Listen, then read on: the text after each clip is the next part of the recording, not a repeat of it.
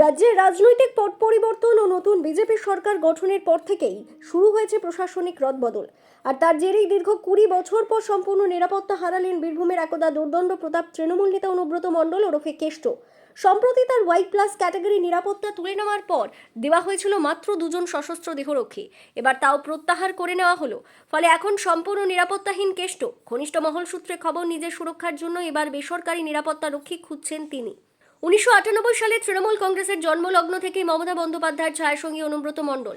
তার ডাকাবুকো স্বভাব ও সাংগঠনিক দক্ষতার কারণেই বরাবরই নেত্রীর অত্যন্ত পছন্দের পাত্র ছিলেন তিনি। রাজ্যের তৃণমূল সরকারে আসার বহু আগে থেকেই বীরভূম জেলা সভাপতির ব্যাটন ছিল তার হাতেই।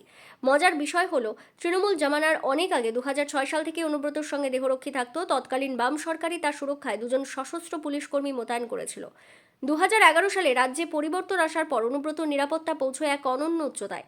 প্রথমে Y এবং পরে Y+ ক্যাটাগরির নিরাপত্তা দেওয়া হয় তাকে। তবে পুলিশ মহলের দাবি, কাগজে কলমে যাই থাক, ক্ষমতার জোরে অনেক বেশি পুলিশ কর্মী নিজের কনভয় রাখতেন কেষ্ট। তার কনভয়ের সামনে থাকতো পাইলট গাড়ি এবং পেছনে 2টি এসকর্ট গাড়ি। প্রায় 17 জন সশস্ত্র পুলিশ অফিসার ও কর্মী মোতায়েন থাকতেন তার সুরক্ষায়। এমনকি রক্ষীদের আকর্ষণীয় করে তুলতে অনুব্রত নিজে তাদের কালো পোশাক পরাতেন বলেও শোনা যায়। বোলপুরের বাড়িতেও সবসময় 4 জন পুলিশ কর্মী মোতায়েন থাকতেন এবং বাড়ি বা জনসভায় ঢোকার মুখে বসানো থাকতো মেটাল ডিটেক্টর। সংক্ষেপে বলতে গেলে রাজ্যের কোনো পূর্ণমন্ত্রীর চেয়ে অনুব্রত নিরাপত্তা ঘেরাটোপ কোনো অংশে কম ছিল না। গরু পাচার ও আর্থিক তছরূপের মামলায় তিহার জেল খেটে ফেরার পরও তার এই রাজকীয় সুরক্ষায় কোনো খামতি ছিল না। রাজ্যে ডাবল ইঞ্জিন সরকার ক্ষমতায় আসতে ছবিটা পুরোপুরি বদলে যায়। গত 27 মে বীরভূমে অনুব্রত মণ্ডল ও কাজল শেখের Y+ ক্যাটাগরির নিরাপত্তা একযোগে প্রত্যাহার করে নেওয়া হয়। একই সাথে আরও প্রায় 1 ডজন তৃণমূল নেতা ও প্রাক্তন বিধায়কের নিরাপত্তা কেড়ে নেয় নতুন প্রশাসন। তবে শেষ রক্ষা হিসেবে অনুব্রতকে 2 জন সশস্ত্র দেহরক্ষী দেওয়া হয়েছিল, যাদের নিয়ে গত কয়েকদিন বিকেলে বোলপুরের দলীয় কার্যালয়ে আসছিলেন তিনি। কিন্তু এদিন সেই শেষটুকুও কেড়ে নেওয়া হলো। এ বিষয়ে বিজেপি নেতা ধ্রুব সাহা স্পষ্ট জানান, অনুব্রতর মতো নেতার নিরাপত্তা রাখার আর কোনো যৌক্তিকতা নেই। নিরাপত্তা যারা দিয়েছিল তারা ঠিক করবে, আর যারা নিরাপত্তা পায়নি তারা ঠিক করবে।